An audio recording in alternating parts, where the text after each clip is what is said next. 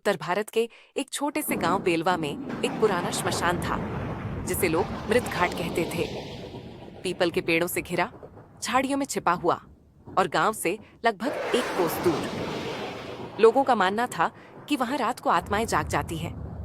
कोई गया तो वापस नहीं आया, और अगर आया भी तो जिंदा नहीं।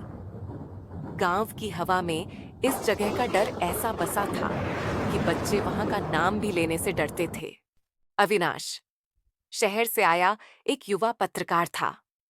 उसका मकसद था ग्रामीण अंधविश्वासों पर एक रिपोर्ट बनाना।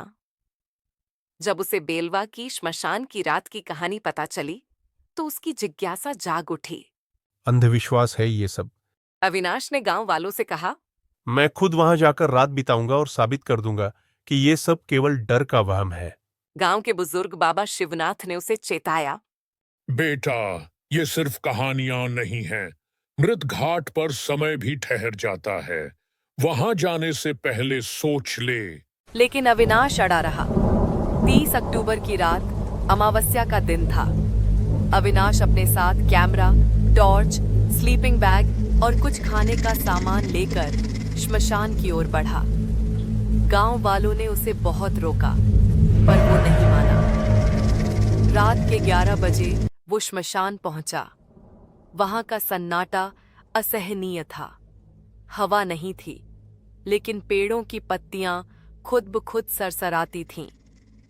कुत्तों की भौंकने की आवाज अचानक रुक गई, जैसे किसी ने सब कुछ चुप करा दिया हो। अविनाश ने कैमरा चालू किया और बोलना शुरू किया। यह है बेलवा का मृत घाट। देखिए, मैं बिल्कुल अकेला हूं।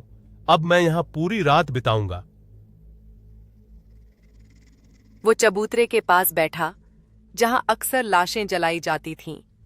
वहां लकड़ियों की राख अब भी ताजा लग रही थी। करीब 1 बजे टॉर्च की रोशनी अपने आप बंद हो गई। कैमरा भी ब्लर दिखाने लगा। अचानक कहीं से बच्चे के रोने की आवाज आई। हेलो, कौन है वहां? अविनाश ने पुकारा। कोई जवाब नहीं मिला। फिर पीछे से किसी ने धीरे से उसके कंधे पर हाथ रखा। उसने पलटकर देखा, कोई नहीं। अब वो थोड़ा डरने लगा, पर खुद को समझाया, दिमाग खेल कर रहा है, सब ठीक है। लेकिन अब कुछ बदल गया था। आसपास की हवा भारी लगने लगी थी।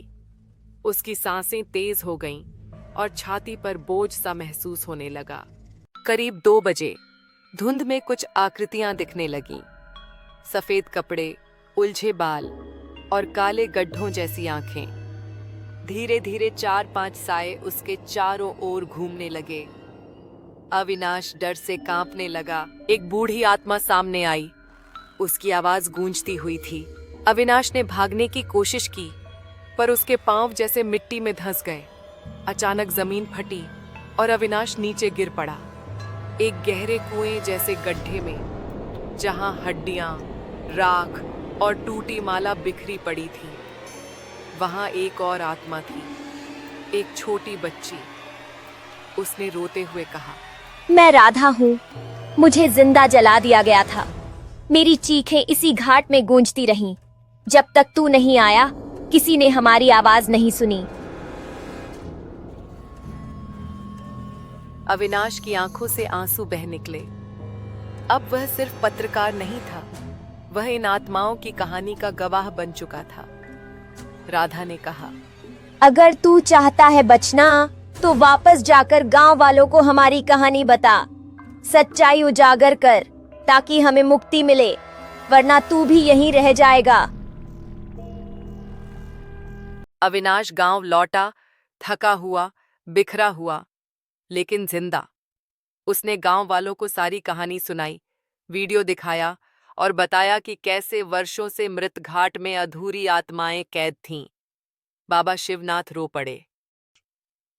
मैं जानता था, लेकिन कोई मानता नहीं था। अब समय है उन्हें शांति देने का। पूरे गांव ने मिलकर हवन करवाया। वहां एक स्मृति स्थल बनाया गया और उन आत्माओं के नाम खुदवाए जिन्हें कभी कोई पहचान नहीं मिली। अविनाश वापस शहर लौट आया। उसने श्मशान की रात पर एक डॉक्यूमेंट्री बनाई, जो वायरल हो गई। उसे पुरस्कार भी मिले, लेकिन उससे ज्यादा सुकून इस बात का था कि उसने कुछ आत्माओं को शांति दी। पर कहानी यहीं खत्म नहीं होती। कभी कभी रात को जब वह अकेले बैठा होता है, कैमरे की स्क्रीन अपने आप ऑन हो जाती है और उसमें वही बच्ची राधा मुस्कुराती हुई दिखती है, मानो शुक्रिया कह रही हो।